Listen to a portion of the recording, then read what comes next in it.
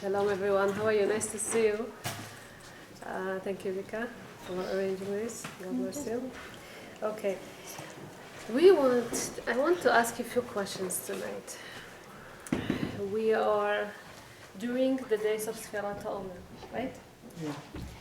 We mourn for the 24,000 students of Rabbi Akiva that passed away during these days. From Pesach till Lag BaOmer. Lag BaOmer, this plague or this epidemic, just stopped. Between Pesach and Lag BaOmer, They died during these 200. days. 24,000 people. The question is, why do we mourn for this kind of a thing that happened? Throughout our history, Jewish history, we went through so much troubles and sufferings and pogroms and Holocausts and, during the destruction of the temple, millions of people died, for example, and we went through a lot. Even for the destruction of the temple, we mourn one day. How come? For so many days, we mourn for the death of the students of Rabbi Akiva. What's the idea of it? Second question that I wanted to ask you, it says that they died because they didn't respect each other 100%. What exactly does it mean, didn't respect each other? And since when, because of this, the punishment is death? They didn't violate Shabbat. They didn't, commit murder. Or since when not respecting one another? I'm sorry. So many people have to die because of that. It says, and you all know it, that Rachel and Rabbi Akiva, when they got married, she gave so much from herself to marry to him, right? And she was a rich girl, beautiful woman. So many people of that generation wanted to marry her. So much big rabbis, Rabbi Gamliel, they say, some other rabbis, they wanted to marry. She was the most wanted, single girl at that time. And when she got married to him, how come such a great love? And we know that they were supposed to separate, and they separated for 24 years. Why this separation? The other rabbis, and Baruch Hashem, we know religious people, Baruch Hashem, they get married, and there's nothing wrong with living with each other. Why this separation? Another question that I wanted to ask you, it says that when Rabbi Akiva, he was caught teaching Torah, the Romans, killed him. And as they were torturing him, they said that he said Kriyat Shema, and his students are asking him, Rabbi, why do we have to see you in such a stage, in such a situation? And he tells them, all my life I was looking for that.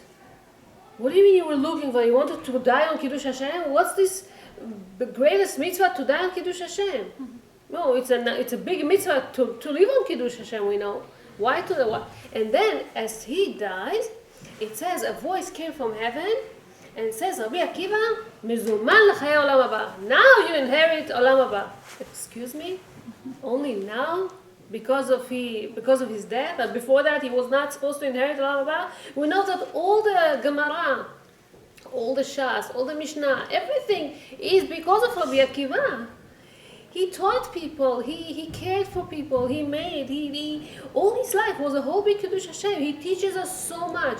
In the age of 40, he didn't know anything, and he changed his life completely, and he changed the life of his students, and he changed the Jews and their lives. And how come only in this kind of death, after this kind of a death, he's supposed to inherit Olam Haba? So, a few questions. This shiur is based a lot on Kabbalah.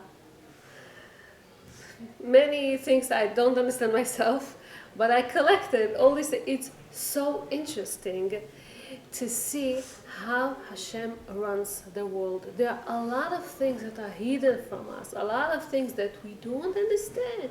And it's so beautiful to see how things are developed. Very, very nice to see. So, let's start. When somebody makes a sin, okay, so we know that a human being, what is he made from? There is the materialism in him, and there's the spiritualism in him, okay? When he makes a sin, avera, so he damages his soul. When such a damage happens, he needs to come again sometimes to the world to fix it, okay? So once somebody makes a sin,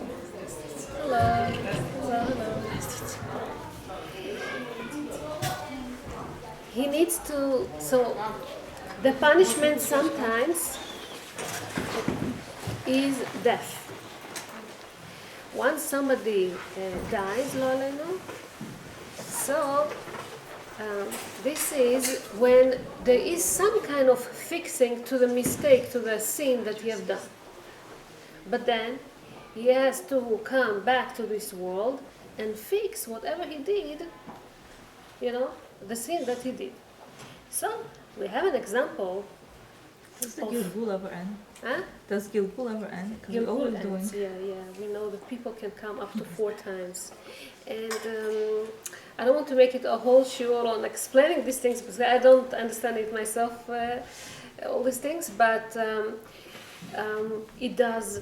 Once you fix a certain thing, see, when Adam HaRishon, he made a sin, when he ate from the wisdom tree, so his neshama became a lot of pieces and pieces and pieces and pieces and pieces and all these pieces you have to collect and fix them somehow, okay? So let's try to explain a little bit and maybe it will give us an understanding to what happens.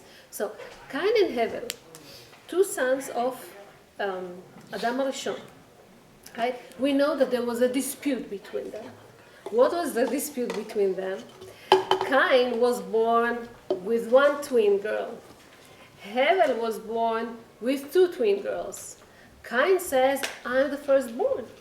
And if I'm the firstborn, your extra sister, the one that was born with you, belongs to me.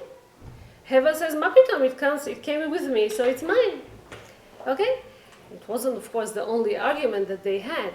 Cain said, En din ve'en dayan, meaning there is no reward for a good action that you do, and there is no punishment for a bad thing that you do. Okay? En din ve'en dayan, no judgment. No one will judge you, no one will tell you, you can do whatever you want, basically. Heaven says, no, that's not true. There's God, and there's a reward, and there's punishment. They were arguing about this. So they said, so let Hashem decide. They wanted to bring a sacrifice and see who Hashem prefers. Cain, we know, brought something very not important. Some seeds, some linen. He owned the whole land. He could bring so much good stuff. He could bring, grapes, pomegranates, wheat, which is very important. Some other things. He brought linen. Hevel, we know, that brought the best of the firstborn wool, which is very soft and very, very good one. And the fat of it. And Hashem accepted that because he really brought from, the bottom of his heart, and he brought something good. And Cain, of course, got jealous, got very, very upset. How come you are better than me? How come you were right? How come? And he murdered him. Wow. Now, when such a thing happens, there's a big damage that happens in the olam of neshamot, and the souls. And so he needs to fix it. And Hashem wants him to fix it. It says, Shiv'atayin yukam Cain. Yukam, he will be able to fix it somehow. Yukam, I don't know exactly where I wrote it. Initials of Yukam is Yud would be Yitro, so he will have to come once as Yitro. Kuf would be Korach, so he would have to come once in a form of Korach. And Mem, what did I say? Yukam, wait a second. Will be the Mitzri.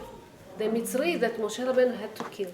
Hevel comes in a Gilgul, in a reincarnation, as Moshe Rabbeinu. Hevel comes as Moshe Rabbeinu, and Cain comes as this, and these three people come always to bother Moshe, because they are brothers, and they confront each other all the time.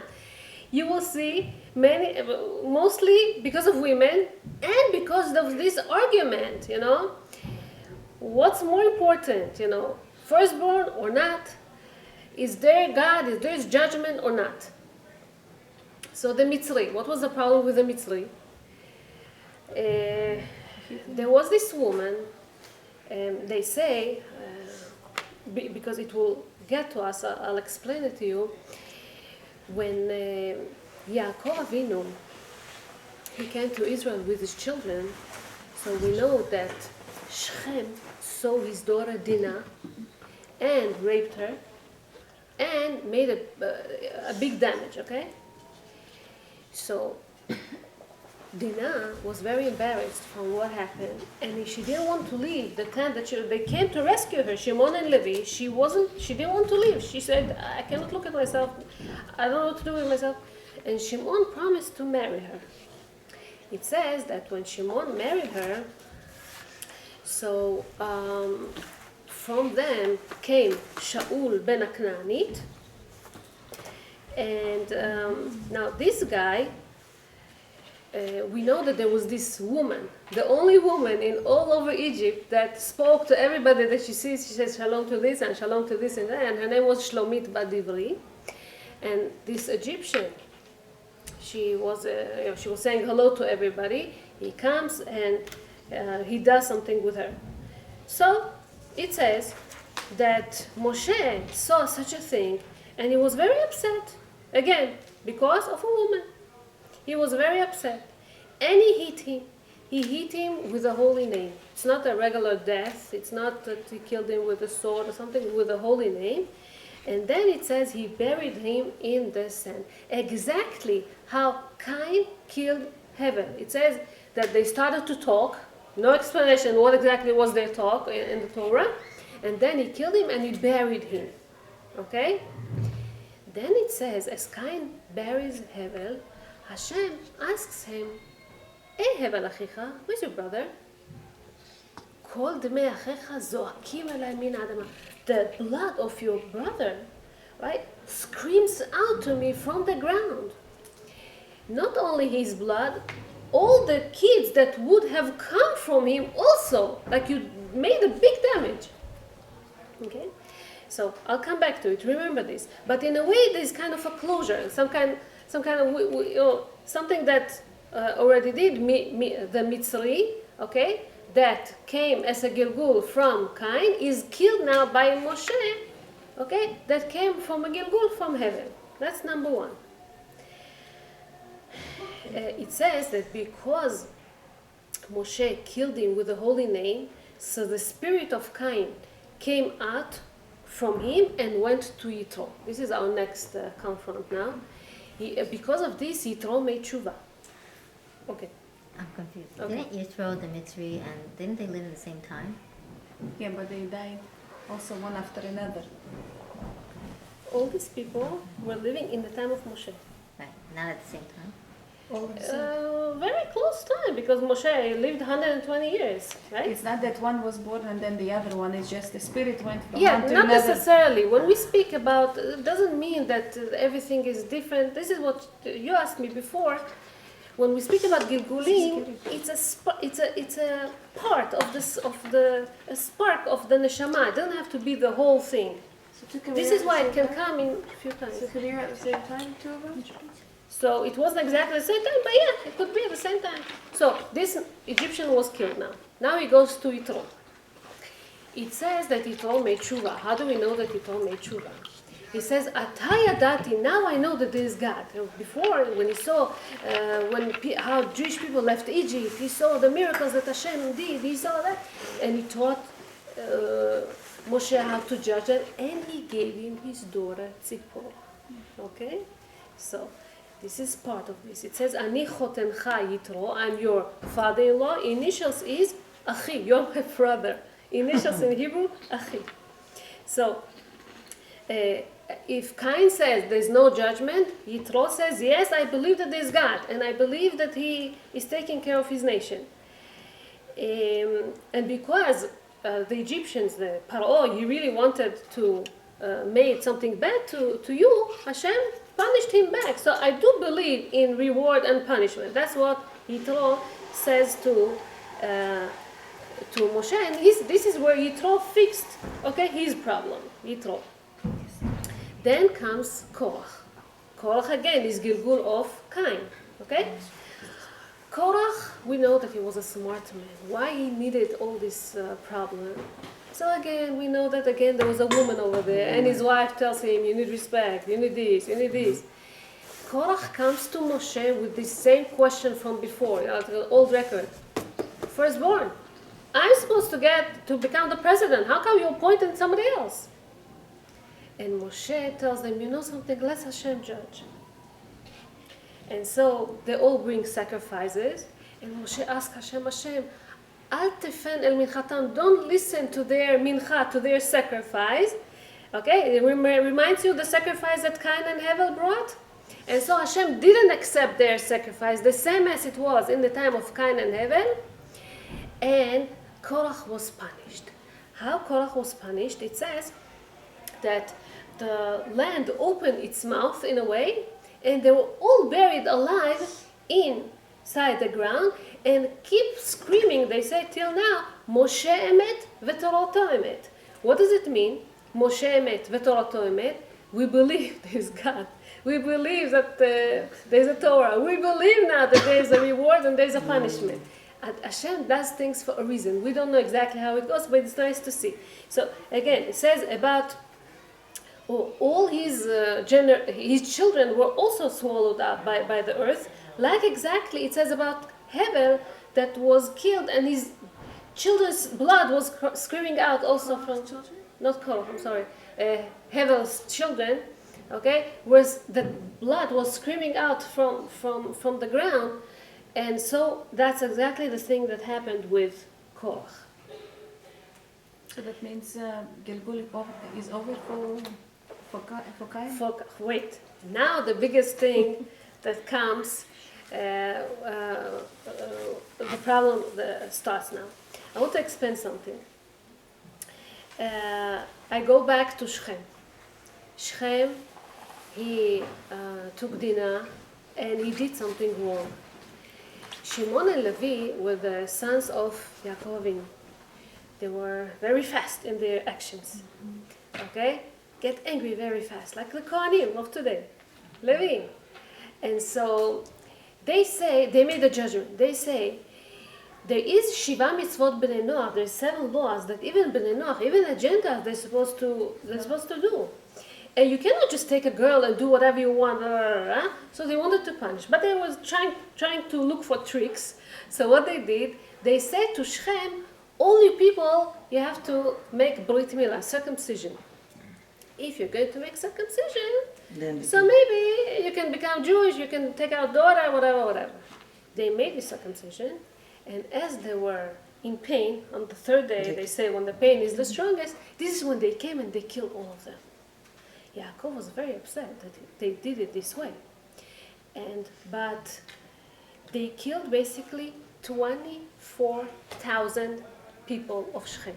Look at the numbers, it's amazing. Now, this damage that was done need to be fixed. So 24,000 people go underground with Korach. But now they have to fix it. So how do they fix it? It continues this Gilgul, and I'll finish this because I don't want to confuse you too much. So it says that Nasi Shevet Shimon, the president of Shevet Shimon in the time of Moshe Rabbeinu, is Zimri ben Salu. And Zimri ben Salu again comes in a Gilgul from Cain. And a problem is a girl. There is a Gentile girl, not Jewish, beautiful woman by the name Kosbi Bat Tzur. She's the daughter of king of Moab, or Midian, and Moab, I think, no? Balak. And so it was happening in Midian.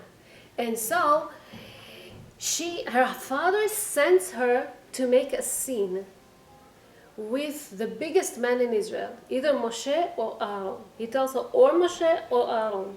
She comes, and she wants to tempt him, of course, and he doesn't talk to Moshe. So then Zimri comes. He says, I'm more important than Moshe. Moshe comes from the tribe of Levi. He's the third one. I come from the tribe of Shimon. So I'm bigger. I'm bigger than that. So he wanted to make the scene with her. We don't understand. He was a great man. He was Talmid Chacham. Why he need this nonsense? He made a big Chilul Hashem. Because it was his from before. We don't understand. Sometimes when people do certain actions, okay, it was his from before. And he felt that he needs to be with her. And he made a big scene in front of everyone, Chilul Hashem. And Moshe, in a way, at that moment was shocked. Didn't know what to do. Comes Pinchas. Pinchas is from the Shevet Levi, Pinchas Kohen, okay? And he says, Moshe, you have to do something. Moshe says, what should I do? Moshe comes and he kills both of them. Pinchas kills both of them. And he used the Romach, he used the sword. And this is how he killed them. And it says that in that epidemic, 24,000 Jews in this occasion died also. And once Pinchas was stabbing both of them and killing them, this is when these things stopped. So, I'm just curious. yes. Could it have something, because you keep saying 24,000, it reminds me of the Rabbi Akiva student. Okay, I'm This is aiming where to it's it. going. I'm aiming to it. Okay. I asked, why do we mourn for 24,000 students of Rabbi Akiva? That's how I started. Oh, okay. And so, of course, now we come to this thing.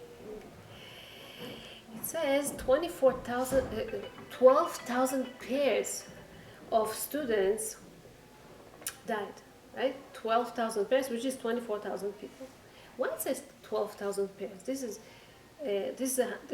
how it says in the Gemara. Why it says this number? Huh?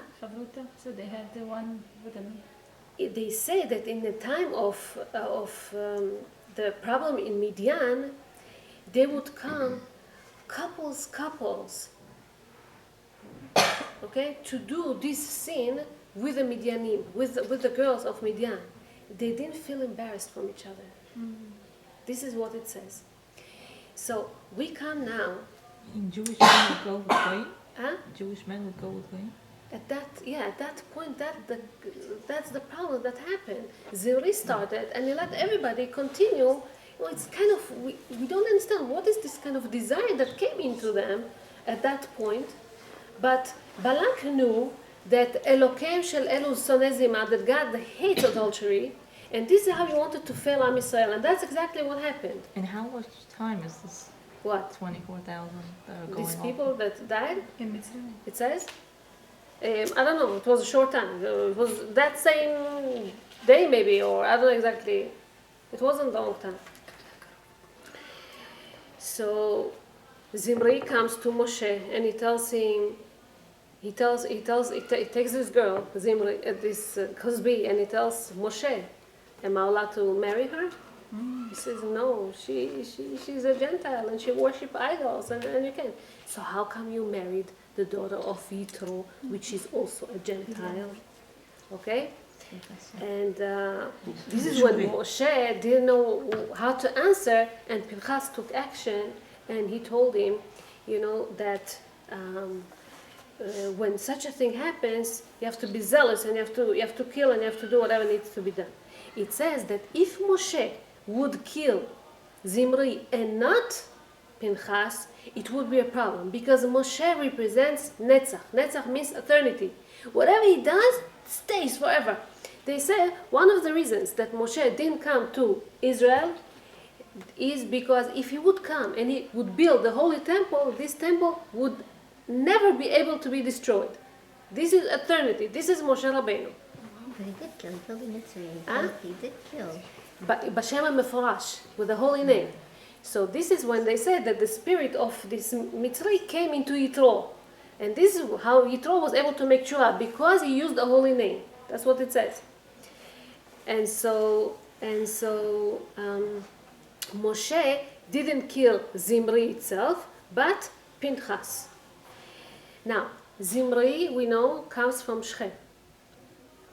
Cosbi, they say, was Dinah. And it's Cosbi, they say, is Dinah. And it's interesting, this is why he felt that she belongs to him, this Zimri. He felt that she's hers. She's his. And so, this is how it continues. Now comes the story of Rabbi Akiva. They say, I read it in a different source, it's not here, that one of the ancestors of Cain, we mentioned, is Yitro. Okay? Shevet HaKeni. We know that when Sisra, he was fighting against the Jews, he came to the tent of Yael. And they say that from that time that he forced himself on her, came the nitzotz, the spark, the neshama of Rabbi Akiva. We know that Rabbi Akiva היה בן של גרים, he was a converted Jew. His parents were converted Jews, right? And this is where Rabbi Akiva is coming from. Cain, Yitro, Sisra, okay? 600 רכב ברזל, Sisra was using 600 chariots of iron. Iron, okay? We will see that afterwards, when Rabbi Akiva died, they killed him with iron. They were coming in with iron. It's all connected. It's unbelievable how it goes. So, Rabbi Akiva, he's living for 40 years before he knows who is Hashem, what is Aleph Bet, what is Judaism. He doesn't know. Yes.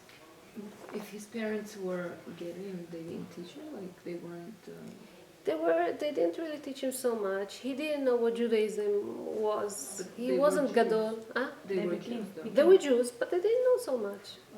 They Very wasn't Jewish, low right? family, nothing special. They wasn't Jewish, right? They were converted to Judaism. Uh-huh. So his parents, it doesn't matter. So he was a son of converted Jews. They didn't know really so much. He wasn't a great man. What Rachel saw in him was that he was tzanua u'me'uleh. Tzanua means he's modest. Me'uleh means always wants to know more, always wants to grow. So she saw good. They say that how did she know that he was a great man? He didn't have Torah yet. How did she know that he was a great man? So there's a story in the Gemara about a man that used to live in the north, came to work by somebody that used to live in south of Israel, and worked for him for 3 years. After 3 years, he tells him, okay, give me my salary, I want to go back to my family. The guy, very rich man, has fields, has money, has animals, has assets, has whatever you want, tells him, I don't have anything. How should a man feel after working 3 years for somebody, he doesn't pay him salary, tells him, I don't have anything? Most of us, and it's very natural, would get upset, would get angry. How come? What do you say? Why?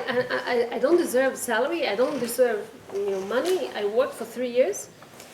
Doesn't show that he was upset.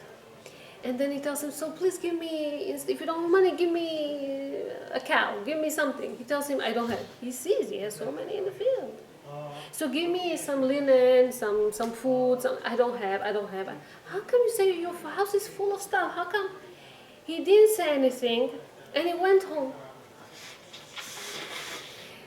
Very rare. Usually people like to, to retaliate. This was Rabbi Akiva. This is how she saw that he has good qualities in him. They say that later on he came and he gave him everything what he asked. He said, tell me the truth, when I told you that I don't have money, what did you think of me? He said, probably I thought that you lended your money to somebody and you don't have cash at that moment. He says, I'm promising you that's exactly what happened. And when I told you I don't have a cow, what?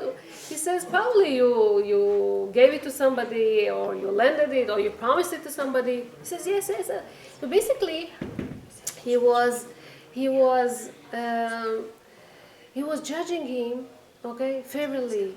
He was understanding him. He wasn't upset at him. This is the good qualities that he had. So Rachel sees all that. They said that 40 years he didn't learn Aleph Bet. He didn't know what Judaism is. And for these 40 years, they say something interesting. If you heard about the Ramchal, Rabbi Moshe Chaim Luzzatto, he wrote the Sefer Mesilat Yesharim and he wrote some other books as well. He lived in this world only for 40 years. And he's buried next to Rabbi Akiva in Tveria. Wow. And they say that he came Begilgul in Rabbi Akiva, and his last book was about Shema Yisrael. Meaning the last thing that Rabbi Akiva did also as he passed away, Shema Yisrael. It's freaky, but it's nice. So, what was the problem of this sin of Baal Peor that we mentioned, Zimri and Cosbi? This connection between them. They wanted to cleave to each other. They didn't even understand why they wanted to cleave, to get attached to each other. Okay? This is the reason they say that Rabbi Akiva, as he married to his wife, he separated for 24 years. Purposely. That's what happened. He went to learn Torah. But we asked before, but why? A lot of people, they learn Torah. None of them separate from their wives. None of them go far away and don't see their wives even. You come once a month. You come once, I don't know. Isn't it she sent him? She sent him. Yeah, she sent him, of course. Yeah. But still, But where she it wasn't says, Gera. She wasn't Gera. She was the daughter of Kalba Savua. Very, very... But could she be the Gilgul of No. Zim? No. She wasn't Gilgul. Doesn't mention about her. Mention about his other wife.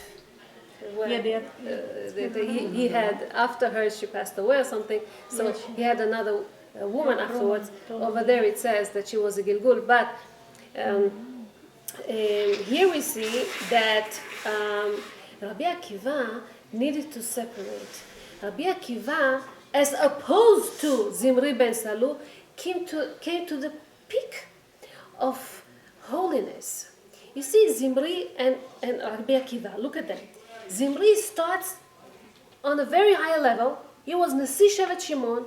He was very respected man. They say he was 250 years at that time. He was Nasi. Huh? He was Nasi. He was Nasi Shevet Shimon. Not prophet, president, or the leader of Shevet Shimon. They say he was one of those who came with Yaakov to Egypt. He knew Torah. He knew a lot. And see how from such a high level he drops because of a woman. And he makes the biggest sin that could be, which is called Chilul Hashem. Chilul Hashem is dishonoring the name of Hashem. What was he supposed to do? Huh? It seems like it was all pre-planned, considering all the people that came about. So no choice. There was no decision. Right. So and then out of everything, and he made a chil Hashem. It wasn't just like he made it a great. It was I just. Okay, so, I'll answer in a second. See at Rabbi Akiva, how he starts from a low point. He doesn't know even how to read and write. Okay, starts to learn, sees that even he saw a stone that as water drips on it, makes a hole in it. He says if a stone can get a hole from some water, so I can study too. And he goes and he studies, and he becomes the biggest rabbi ever, okay, Rabbi Akiva, and he dies on Kiddush Hashem, which is the biggest mitzvah that could be. Okay?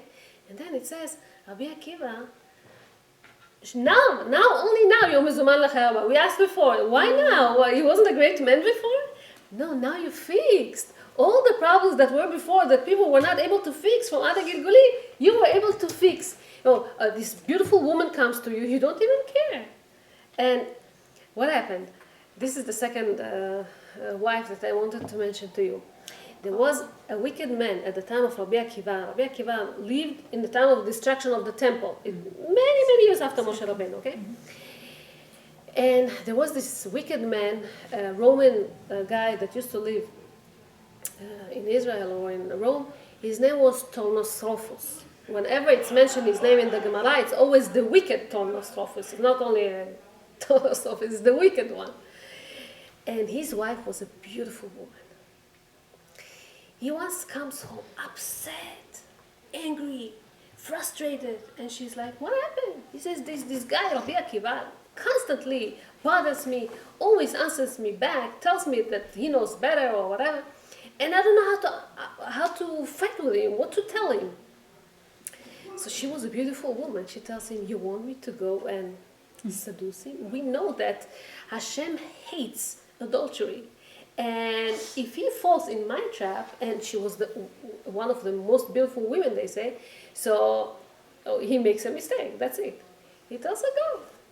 She comes to him, she puts her best clothing, her best, I don't know, and they say that she showed a little bit her side. It's enough that she showed her side, they say, that people would get crazy already. Rabbi Akiva didn't budge, didn't care. She was shocked. He didn't mind.